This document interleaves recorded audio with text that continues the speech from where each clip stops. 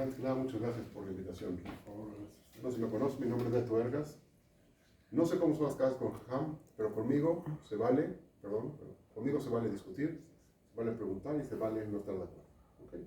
Entonces, si alguien no está de acuerdo en algún momento, si alguien quiere opinar algo, si alguien quiere decir, si alguien quiere discutir, por favor, me interrumpe. Y yo no estoy de acuerdo. Ya, no está de acuerdo en esa parte. No, la idea es que construyamos todos juntos un poco de entendimiento sobre las cosas. Como ya vieron, la pregunta es: ¿para qué fuimos creados? ¿Cuál es el objetivo de la creación del hombre? Hay algo muy interesante, pero tengo que contarles antes la historia. Yo no nací en una casa religiosa. Yo nací en una casa no religiosa. Mis papás no cuidaban Shabbat. Inclusive, no es que no cuidaban Shabbat, no cuidaban absolutamente nada. Y en mi infancia, cuando tenía 6 años de edad, se fueron a vivir a Guadalajara. Y en ese momento Guadalajara era una comunidad conservadora tirada a reformista. Así era. Ellos decían que era conservador, reformista. Estudié en la escuela judía hasta sexto de primaria. La secundaria la hice en una escuela jesuita. Jesuita quiere decir católica religiosa. Y la preparatoria la hice después en una escuela de gobierno, una preparatoria de gobierno, que es la UDG, que sería como la UNAM aquí. Es decir, la escuela, la secundaria era derechista por ser jesuitas, de derecha, gente de dinero, de derecha, y la preparatoria era de izquierda, como la UNAM, gente de izquierda, que tiene ciertos valores muy izquierdistas, muy sociales, muy laicos. Entonces, liberales. Aunque Guadalajara no es tan liberal como la Ciudad de México, son más muchos, pero sí por lo menos muy socialista, muy desarraigado de todo religión, de todo pensamiento teológico. Entonces mi mente, ¿para qué les cuento todo esto? Para explicarle que mi mente fue pasando en mi etapa de crecimiento por varias etapas diferentes, por varias situaciones. No conozco el judaísmo. Lo único que conozco del judaísmo es lo poco que mis padres me enseñaron, que hay que ser judío y hay que ser una judía. Es todo lo que se hacía en mi casa y es todo lo que se exigía en mi casa. El judaísmo que conozco es un judaísmo reformista. Estudio hasta sexto de primaria. De hebreo solamente sé Shalom, Litraot, Efo, ¿sí? Ni siquiera Sherutim, decíamos el Beit HaShimush, ¿sí? Shema Israel, digamos que sabía porque estudié para mitzvah y medio leí la parashá, ni siquiera me leí muy bien. Es lo que sabía. No sabía mucho más de eso. Sabía que se rezaba en Shabbat. No sabía más que eso. Mis papás no tienen una tradición en lo más absoluto religiosa. Entonces mi mente va pasando por varios procesos y por etapas. Del judaísmo, una pequeña comunidad donde toda mi clase éramos 7 personas, o sea, toda mi generación judía.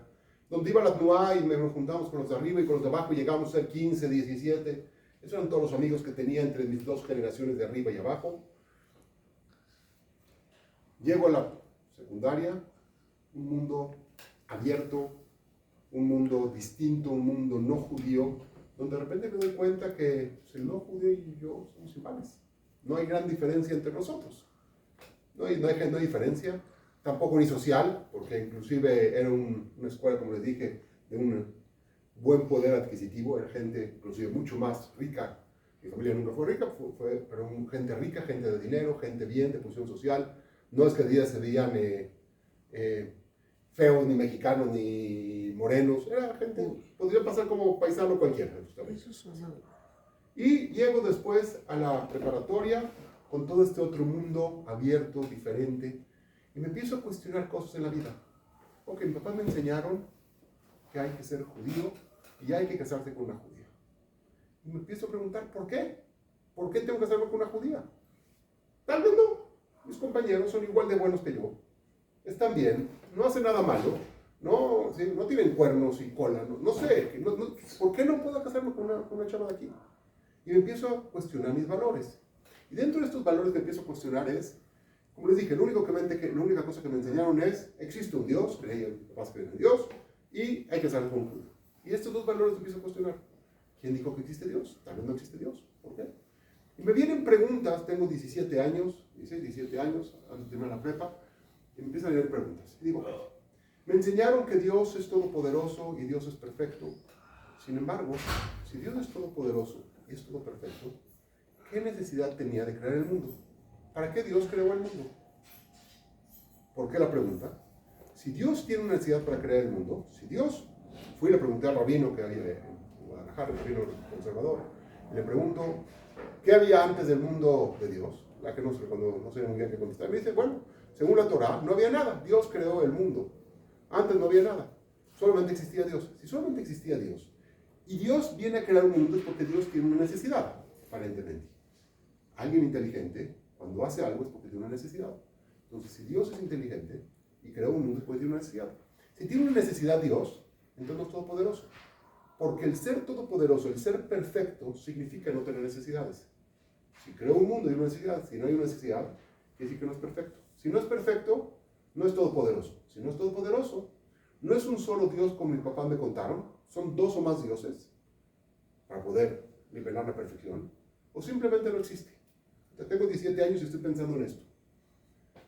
Perdón que me estoy trayendo que aprende Firai dentro de un Bet Midrash, pero quiero llegar a algo. Creo que no es malo pensar. Creo que es algo positivo pensar y de ahí se crece. No tengan miedo a pensar. Tengan miedo a pensar y no buscar respuestas. Pero a pensar nunca tengan miedo. Hay que pensar, hay que cuestionar. Si la Torah es verdad, tiene que tener respuestas para las preguntas. Entonces me intento hacer tonto de la pregunta porque va en contra de todos por lo menos todo lo que me han inculcado en mi casa. Existe Dios, somos judíos. Me intento hacer tonto un rato, después de un tiempo me surgen preguntas, tengo un problema, que mi cabeza va a 1.000.000 por hora. Voy pensando, no paro, mi cabeza no para. Entonces me intento ser tonto y no puedo. Me llena otra pregunta. Ok, ya no entendí para qué Dios creó el mundo y cuál es la necesidad de Dios crear el mundo. Pero si Dios es perfecto, tiene que crear un mundo perfecto. Y el mundo que yo veo es imperfecto. Hay pobres y hay ricos. Acuérdense, ahora estoy en el socialismo, ¿no? Ya estoy en una escuela socialista. Hay pobres y hay ricos. Gente se muere de enfermedades. Niños se mueren. Hay guerras. En ese momento está empezando la guerra del Golfo. Gente se muere. Hay guerras. Hay injusticia en el mundo. Si Dios es perfecto, tendría que haber creado un mundo perfecto. Porque la perfección crea perfección. Pero el mundo, si su creación es imperfecta, quiere decir que el creador es imperfecto. ¿Por qué? Como nosotros, así como los hombres somos imperfectos y creamos una televisión. La televisión es imperfecta porque el creador es imperfecto. Puede venir alguien y perfeccionarla después, pero va a seguir siendo imperfecta porque el hombre sigue siendo imperfecto. No vamos a poder llegar nunca a la perfección porque el hombre es imperfecto. Pero si Dios es perfecto, tiene que llegar a la posibilidad, tenía que haber creado un mundo perfecto. Y el mundo tal y como yo lo veía, es imperfecto. Y regresar a la pregunta. Si Dios es imperfecto, entonces no es todopoderoso. Si no es todopoderoso, no es un solo Dios, son dos o más dioses, o simplemente no existe. Tengo esto en la cabeza, a los 18, termino la prepa, me voy a Akshara, me voy al Kibbutz, me voy al Mahon de Madrijim, y digo, voy a ir con los religiosos a demostrarles que Dios no existe. Hasta este momento yo nunca había conocido a un religioso. No había tenido contacto con gente religiosa. Al único religioso que conocía era el rabino Rampalti, que cuando venía, mi papá pertenecía a esa comunidad, entonces cuando venía a México, íbamos a veces ahí en Shabbat muy de vez en cuando y lo saludaba, hola rabino, ¿cómo está? Y es lo único que conocía. No había conocido nada. Y había visto gente religiosa porque mi tía vivía en Sócrates, a una cuadra de Maguen David, ahí por Aram Sobá. Entonces en Shabbat, cuando iba ahí, veía a los religiosos pasando, caminando de aquí para allá. ¿Okay? Es todo lo que había visto en el mundo religioso. No había nunca hablado con alguien religioso, no me había enfrentado. Me voy a Israel, me voy a la yeshiva a demostrarle a los religiosos que Dios no existe. Tienes 18 años y piensas que todo lo sabes, todo lo puedes. Me encuentro con un rabino que había sido rabino conservador de Teshuvá, era filósofo, era poeta, un argentino. Entonces empiezo a discutir con él, empiezo a hablar, me cayó como un anillo al dedo, porque tenía una apertura, una capacidad intelectual impresionante y me entendía el mundo donde yo vivo. Y le hago esta pregunta, y esto fue lo primero que yo estudié en Torah. Y por eso puede ser que es mi manera distinta de cómo ver la Torah y de cómo ver el mundo. Me enseñó, le hago estas preguntas, y me enseñó el Rav Chaim Luzzatto, lo trae en Derech Hashem, también lo trae en Dat Munot. El Dat Munot, el Derech Hashem, el Rav Chaim Luzzatto en el Derech Hashem, dice, hace la pregunta y la responde, dice que la intención divina en la creación del mundo fue proyectar su bondad de las vidas. Primero que nada, ¿para qué Dios creó el mundo? Porque Dios quería darnos bondad. Creo que nada es un cortocircuito en mi mente. hasta ahora yo entiendo un Dios castigador. El Dios cristiano, el Dios católico, es un Dios castigador. Es un Dios que todo está mal. Y el Dios judío, como a veces lo pintamos, se convierte en un Dios castigador, duro. Si no haces haram, todo está mal, Geinam, ¿sí? Si no cumples, te vas a ir al Geinam, te va a ir todo mal. Espérame. Dice Rab Chaim Luzzatto, ¿para qué Dios creó el mundo? Para beneficiar a sus criaturas, para darnos placer. Y lo trae también en el DAT. Uno dice que la normalidad del bueno es beneficiar. Dios creó un mundo no porque tiene una necesidad, sino ya que es bueno, creó un mundo para poner dentro de él un ser humano que le pueda dar bondad, que le pueda dar placer. Para eso creó Dios el mundo. Déjame explicarles un poquito más, un poco en la profundidad de esto. Si yo soy una persona que me gusta el Gesed, yo pienso en Gesed, hablo de Gesed, le vengo y aquí les cuento del Gesed, que hay que ayudar a la gente y a los pobres, y vengo y realmente creo en el Gesed. Pero de repente, cuando termino la plática, viene el jajam y me dice, oye Beto, ya que estás hablando de Gesed, tenemos aquí una almaná. Necesito que me ayudes un poquito para ella. Y yo no soy capaz de meter la mano a la bolsa y sacar dinero y darle. Me gusta el Gesed, creo en el Gesed, pero no hago Gesed. Me llamo que soy Gomer Hasadim. ¿Entonces qué dicen? No, porque para llamarte Gomer Hasadim, tienes que actuar con respecto a eso. Entonces Dios, pongo comillas, por un lado, es Gomer Hasadim, es bondad. Pero no tiene nadie quien proyectar la bondad.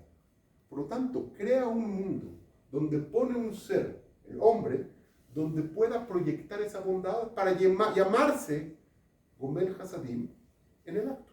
Realmente poder actuar a través del Gesed. Por eso creo un hombre. Es el primer chip que me cambia. Un Dios que solamente quiere que nos vaya bien. No es un Dios que viene a imponerme cosas. Entonces, Dios creó el mundo para beneficiarnos. Fue la primera respuesta que adquiere. Esto todavía medio contesta la primera pregunta. Si Dios es todopoderoso, ¿para qué necesita crear un mundo? No necesita crear el mundo. Dios quería dar de su bondad y creó un mundo para poder dar de su bondad. Pero todavía la segunda pregunta no está contestada al 100%. El Rambam trae 3 niveles de tzedakah, de Gesed de tzedakah. Vamos a hablar en dinero, se puede también en no dinero, en Gesed general, pero vamos a hablar de tzedakah para que lo entendamos. El primer nivel es el que da sabe a quién le da y el que recibe sabe a quién le recibe. Por ejemplo, yo quiero ayudar a alguien, voy, meto la mano en la bolsa, saco 100 pesos y se los doy. ¿Es Gesed? Sí. ¿Es tzedakah? Sí. Pero es el nivel más bajo. ¿Saben por qué? Cada vez que esa persona me vea a mí, se va a avergonzar. Le di dinero. Cada vez que yo vea al que le di dinero,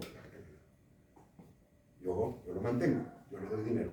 ¿Es un nivel de Gesed? Sí, pero es el nivel más bajo. Rambam dice que hay otro nivel más, que es cuando uno de los dos lados no sabe. Por ejemplo, yo sé que esa persona necesita dinero, entonces le digo al jajam, por favor, ¿le puedes dar el dinero? Anónimo. Yo cada vez que la veo, me siento bien, pero la persona ve a todo el mundo y no sabe a quién le dio, entonces no se puede sentir mal. O al revés, esa persona sabe que yo le di, pero yo no sé a quién le di. Es el nivel intermedio. ¿Cuál es el nivel más alto, aparentemente? Que ninguno de los dos sepa. Que ni el que da sepa quién le da, ni el que recibe. ¿Por qué? Cuando yo no sé a quién le doy, no tengo sobre quién sentirme orgulloso. La persona que recibe, cuando recibe y no sabe de quién recibió, no tiene quien avergonzarse. Y es el nivel más alto del tzedakah, aparentemente. Sin embargo, el Zohar hay algo que le llama Nehama de Kisufa, el pan de la vergüenza. Este pobre que recibió ahora el dinero, la ayuda de los demás, es verdad que no se avergüenza ante nadie, porque no sabe nadie de quién se lo haya dado. Sin embargo, se avergüenza ante sí mismo. La vergüenza es para él. ¿Por qué? Porque al final de cuentas comió con algo que le dieron. Por lo tanto, el nivel de tzedakah más grande que hay es darle trabajo a alguien o prestarle dinero. ¿Okay? Vamos a ver, yo le presto dinero. ¿Prestarle es mejor que regalarle? Mejor que regalarle, claro que sí. Te voy a explicar por qué. Prestarle dinero. ¿Por qué? Yo le presto ahorita dinero, $100,000 a esta persona. Y esta persona con los $100,000 va y compra mercancía en China, se trae su contenedor, lo vende, vuelve a comprar, lo vende. Y después de un año me regresa $100,000. ¿Tiene que avergonzarse? No. ¿Por qué? Porque le di 100, me regresó 100. ¿Y cómo comió? Con su propio esfuerzo. Entonces es mucho más grande que aquello Sí, de pero dinero. si no le salió bien y si ya se le perdió el dinero, ahorita lo necesita pagar y no lo tiene que pagar. Tiene razón, hay que ayudarlo, entonces ayudarlo, darle trabajo. Por ejemplo, yo tengo una empresa, realmente yo tengo una empresa, viene mi empresa, tengo una empresa exportadora de alimentos, viene a mi empresa alguien y le doy trabajo. Y entonces todas las mañanas llega y checa tarjeta y digamos que lo puse de, no sé, de bodeguero, ¿ok? Y está en la bodega, saca inventario, surte los pedidos, etiqueta la mercancía, saca los pedidos, hace todo. Al final de la quincena le llega su cheque. ¿Tiene que avergonzarse? ¿No? Trabajó, se ganó su dinero. Sí, pero no le puedes dar trabajo a cada pobre que veas. No, yo no, pero ¿cuál es el nivel más grande de tzedakah? Tampoco le puedo dar dinero a cada pobre que vea. También me quedo, no tengo capacidad para hacerlo. Pero ¿cuál es el nivel más grande de tzedakah? El nivel de tzedakah es o prestarle dinero o darle trabajo a otra persona. ¿Por qué? Porque yo le quito el pan de la vergüenza. Él está comiendo por su propio esfuerzo. Tiene razón, no podemos con todo. Pero con lo que sí podemos, dice esto, es el nivel más alto.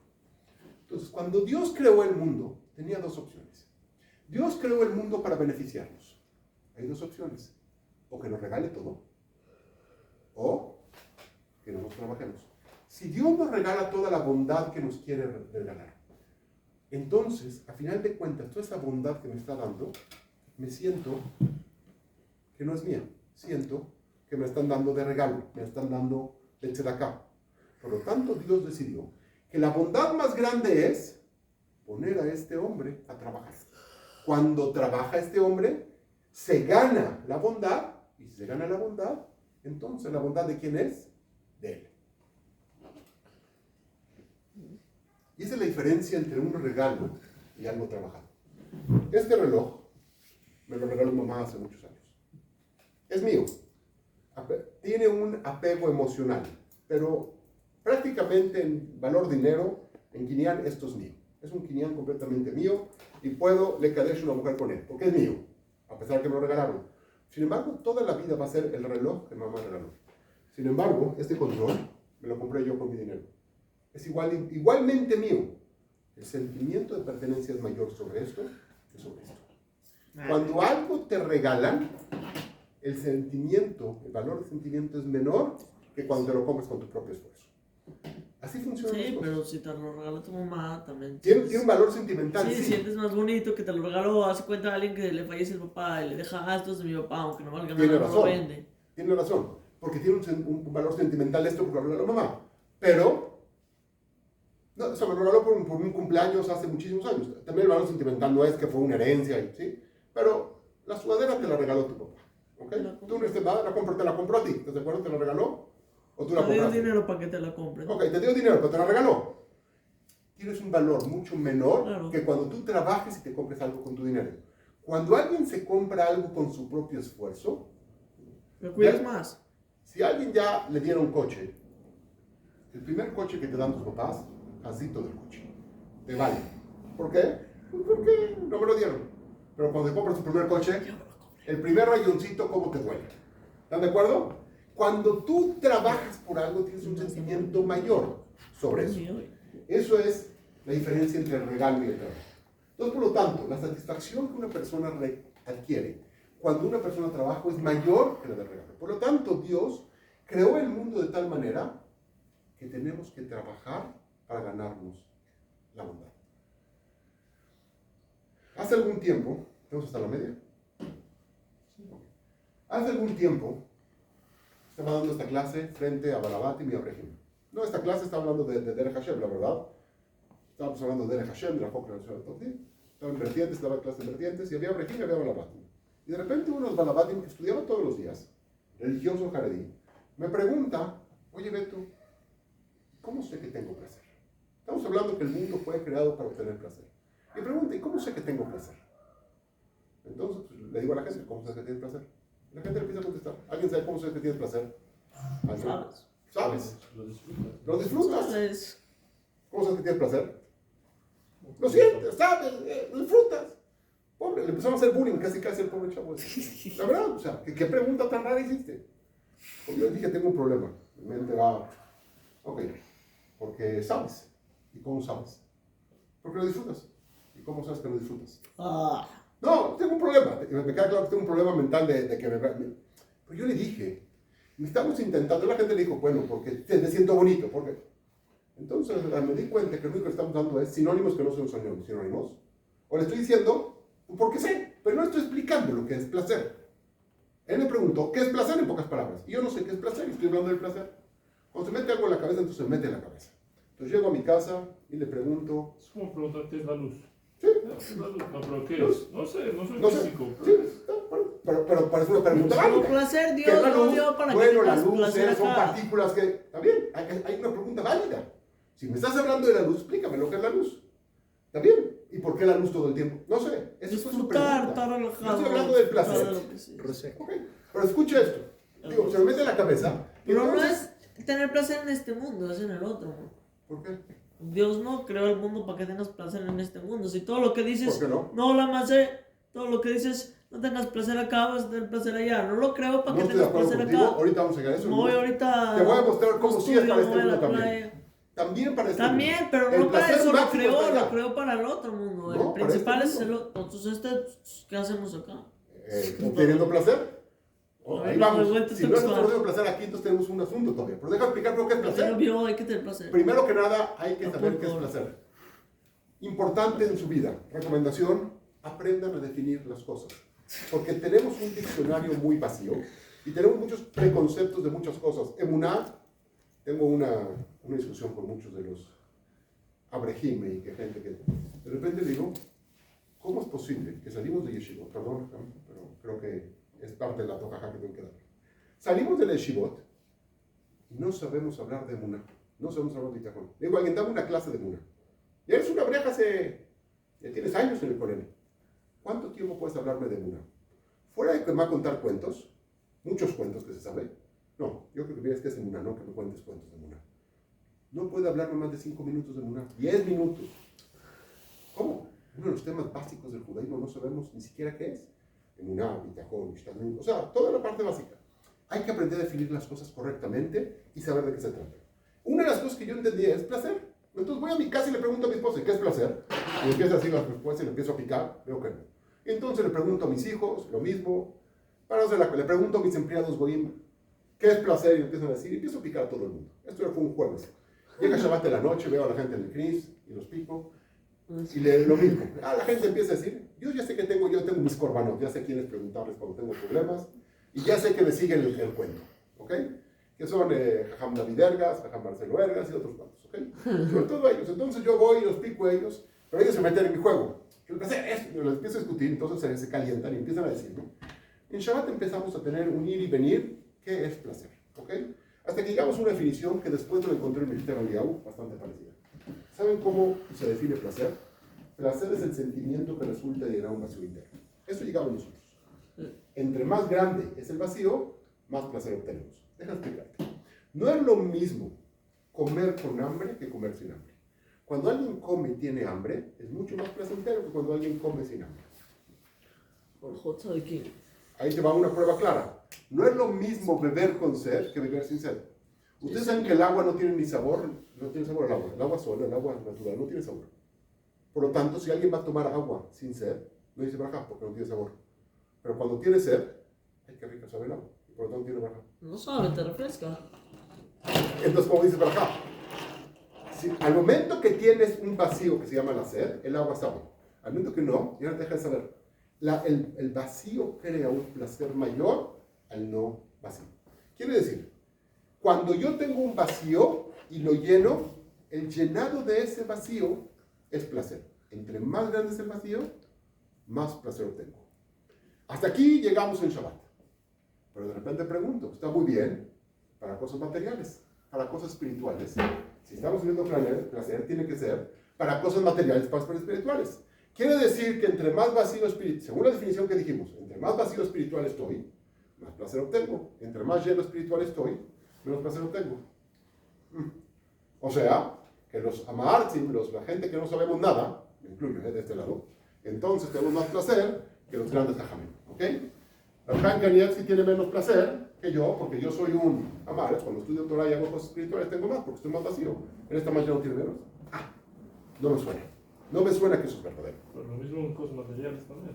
No, cosas materiales siempre. No, sí, porque un rico disfruta más. No, disfruta menos. Ahorita os Claro que disfruta Un menos. rico disfruta menos las cosas sencillas que ya adquiere. ¿Qué disfruta No, más? realmente lo ¿Si que a le un falta. pobre lo llevan a Las Vegas? Te voy a ¿Es su decir. viaje en No. su vida? ¿O al rico A un que...? pobre le regalan un Ferrari. Está bien. Al No, revés, un ¡guau! rico, Ferrari se vuelve loco. por No, al Pero revés, a un todo al pobre revés. Le regalas un Ferrari, coche, guau, un coche Ferrari. básico y lo disfruta. El No lo va a rico ya disfrutar no. como Ferrari, lo va a disfrutar como. El rico. No, al guau, revés, ¡guau! El rico no, le da igual, se lo Oye, compra no, porque no sabe mañana. del asunto. El Pero claro que rico no tiene lo mucho sueña, más se lo compra placer. mañana si quiere. Claro. El pobre Tiene es el mucho- sueño de su vida. La persona que no puede comprar un celular, cuando compra un celular, lo disfruta mucho más que la persona que lo cambia cada 5 minutos. Ahorita vamos así ya. Tiene razón la pregunta de Ham y lo voy a intentar explicar. Pero también en el mundo espiritual tendría que ser así. Y no tenía una respuesta, hasta que después de mucho pensar llegó a una respuesta. La Gemara dice que no es igual la midá de Akadosh Baruj Hu que la midá de Basar Badá, que los hombres. En los hombres, en el mundo material, un recipiente, Kli Reikan Maxik, un recipiente vacío, contiene, un recipiente lleno no contiene. En el mundo espiritual, un recipiente lleno contiene, un recipiente vacío no contiene. Así dice la Gemara. ¿Qué quiere decir? ¿Qué quiere decir que en el mundo espiritual un recipiente lleno ya no contiene? Físicamente entiendo. Cuando se me llena el vaso, el recipiente, pues se me desborda, ya no puede contener más. Vacío contiene, lleno ya no contiene. Pero en el mundo espiritual es al revés. ¿A qué se refiere esto? Esto es lo que se llama Keilim. Keilim en el mundo espiritual es, tenemos algo recipiente, un lugar donde se posa la espiritualidad. Pero el mundo espiritual funciona de tal manera que cuando yo le echo espiritualidad a mi vaso, y digamos que mi vaso ahorita mide 100, ¿ok? Yo le echo 50, entonces no se queda a la mitad. Lo que le pasa a mi vaso espiritual es que se ensancha, se hace más grande. Y a pesar de que ahora tengo 50, pero ya no mide 100, ahora mide 200. Entonces estoy más vacío que Tienes antes. 25. Ahora tengo 25%. Le vuelvo a echar espiritualidad, lo que le pasa a mi recipiente, a mi keli espiritual, se vuelve a ensanchar. Tengo más espiritualidad, pero estoy más vacío, porque es más grande, tiene más capacidad. Y creo que toda la gente que hemos crecido en un momento nos damos cuenta que cuando entre más crecemos, más vacío nos encontramos. Más cuenta nos damos, más sabemos que nos falta mucho por llegar. Cuando eres pequeño piensas que ya estás a punto de llegar. Kadosh Baruj Hu está aquí, yo estoy cerca. Entre más creces, te das cuenta de la gran distancia que hay entre tú y Kadosh Baruj Hu. Porque crece tu recipiente espiritual. Quiere decir, siempre te encuentras más vacío. Por lo tanto, aquella persona que es más espiritual, está más vacío. Y por lo tanto, cuando le mete espiritualidad, recibe el poder. Ahora, esto es, dijimos, para el mundo físico espiritual. Y me voy a tener aquí. Bueno, ahorita voy a explicar esto. Y igual la parte que me dijo el Jama. Entonces, ¿por qué cuando Dios creó al hombre, creó al ser más necesitado? Todos los animales, todas las creaciones físicas, entre ellos los animales que son los más, comillas, parecidos al hombre, los más capacitados para hacerlo, ¿qué tienen que ser? Que nacen, casi inmediatamente cuando nacen, vuelan, comen, nadan solos. Casi no necesitan de sus papás, casi no necesitan nada. No necesitan ropa, a pesar de que al perro le pueden comprar ropa, no necesita su ropa. ¿Ok? No necesita ropa. ¿Qué necesita el perro? Un poquito de comida y eso. ¿Ok? Ya, y sacarlo a pasear para que no sea aquí. Pero los hombres, si nacemos y no nos cuidan, nos morimos. El bebé no se puede ni siquiera voltear. Se muere si no lo atiendes. Y vamos creciendo y vamos teniendo más necesidades. Y necesitamos ahora ropa, y necesitamos ahora zapatos, y necesitamos ahora que nos inyecten. El hombre es el ser más frágil que hay en todo el ecosistema. La creación de Dios, máxima que es el hombre, fue la creación más frágil de todas. ¿Por qué? Hay muchas respuestas. La primera de estas es porque al momento que te hizo frágil, que te hizo necesitado, que te hizo vacío, cuando llenas ese vacío, tienes placer. ¿Sí? Fuimos hechos de esa manera para obtener placer. Y esta es la razón, que es parte de lo que tú preguntabas. ¿Por qué Dios creó los colores, los olores y los sabores? ¿Por qué creó Dios colores, olores y sabores? Podríamos haber vivido sin color, sin olor y sin sabor. Exactamente igual. Podrías haber cumplido mitzvot sin colores, sin olores y sabores. ¿Qué pasa si veías todo blanco y negro? Para los religiosos no teníamos problema, porque blanco y negro. ¿Okay? Para las mujeres era más fácil también las religiosas. Ya, todo blanco o negro. Hay que decidir si blanco abajo o negro arriba. Ya, es todo lo que hay que decidir. ¿Para qué hizo una gama de colores? Para la política, blancos y negros. Ya. Era más fácil blanco y negro todo, ¿no? Racismo. ¿Sabes para qué hizo los colores? Para obtener placer. ¿Qué pasa si comías? Y lo que comías te hacía bien y ya con eso te alimentas. No. Porque la comida tiene sabor, tiene placer. El cargador del celular. No me sabe la energía. ¿La energía? Ya, te conectas, acabó. Mete el dedo al enchufe y ya, no necesitas más. Que no sientas nada. No, porque la comida te da placer. Y si no comes de una comida que te dé placer, entonces vas a pagar el juicio por eso. Akadosh Baruj Hu creó frutas para que las pruebes y si las disfrutes y puedas hacer una braja sobre ellas. ¿Y no tuviste placer de este mundo? Porque vamos a tener placer de este mundo. Tú dijiste que hacemos aquí, vámonos afuera. Ahí voy. ¿Ok? Por eso los colores, por eso son los olores. Para que huela bonito, para tener placer, para poder llenar un vacío interno. Caterina, ¿no? Es lo que decía. Claro, claro. Agradecemos a Hashem que hizo árboles bonitos, criaturas Sí, bonitas para disfrutar. La Gemara dice que una persona que se le presentó un fruto hadash y no lo probó, va a pagar bien sobre eso. Porque no usted dio la posibilidad. ¿Por qué no? Hay algo que se llama, no es el tema y lo puedo ir larguísimo y ya no tenemos tiempo. Pero, para terminar, es la parte de Oneg Shabbat. El día más kadosh de Am Israel, ¿qué hacemos? Comemos, bebemos. Todas las fiestas. Tengo una clase que se llama ¿Por qué los judíos comemos tanto? ¿Ok?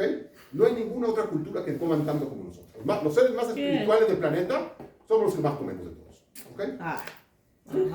No, ve a la casa del Goy para que vean la cocina que tiene, la abundancia que tiene. Bueno, yo conozco Pero Goy. no todo el día comiendo Yo estaba en un tacos. hotel, yo estaba en un programa, en un hotel de Yudim, oía conferencias y eso, los meseros Goyim decían, los pasados, ¿cómo tomaban? Dice, pero estos ¿cómo comen? Sí, claro, seguro comemos mucho más que cualquier otra cultura. Ahora, nada más a este punto y termino, y luego nos vamos a quedar medio por el tiempo. Mi hijo me pregunta, mi hijo en ese momento que le estaba platicando eso, tenía su edad, tenía 17, 18 años, y estábamos en el momento que empezás, No, Benny, ya fue hace unos cuantos años, Benny dice, entonces le empiezo a platicar esto. Entonces me dice, papá, si el mundo fue hecho para nos obtener dijo que placer. le contestaron cuando preguntó ¿Qué? que si Dios existe. Por eso, ahí voy. No, esto fue lo que me contestaron, para obtener placer. Ahora, lo que dije me dijo, estaba en el momento de empezar a salir, entonces quiere salir con amigos, salir al restaurante, cuántas veces puedes ir al restaurante en medio de semana. ¿Sabes? Yo soy muy duro, yo tengo una shita muy dura, bueno, por lo menos en mi casa hasta donde yo puedo ponerla, y esa es mi filosofía de vida. De este mundo, limítalo siempre mucho. Hay que limitarlo lo más posible. De lo que puedes, un poco menos. Y mi papá decía, ¿por qué? Si Dios creó el mundo para darme placer, ¿por qué no me dices el restaurante? Está diciendo, ¿cuánto puedes ir al restaurante? Entonces, en el ir y venir, imagino que ya lo pasaron todos con papás, sobre todo cuando es el hijo más grande es peor, porque ya el grande ya hizo camino y los demás ya van por detrás. Pero con el grande, entonces había que discutir cuántas veces. Y la decisión puede salir máximo una vez por semana. Pero decía, ¿pero por qué? Yo lo pago. Voy con mis amigos de la yeshiva.